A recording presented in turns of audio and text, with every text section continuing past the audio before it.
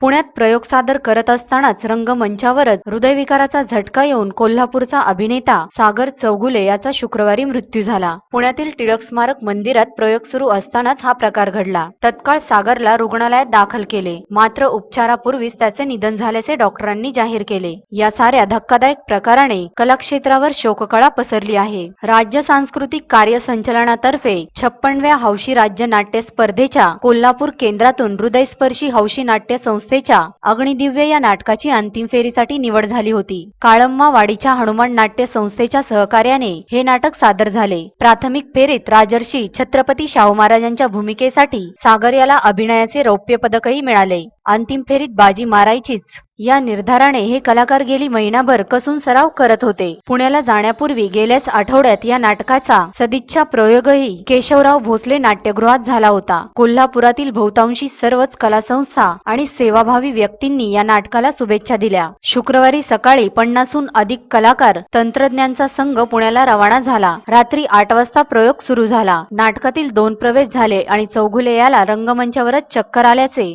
सहकलाकाराच्या लक्षात आले। प्रयोगाला उपस्थित असणाऱ्या काही डॉक्टरांनी चौगुले याच्यावर प्राथमिक उपचार केले आणि त्याला तात्काळ रुग्णालयात हलवले। सागर हा नामवंत गायक सुरेश वाडकर यांचा भाचा होता। सागरचे वडील मराठी चित्रपटात दिग्दर्शक होते।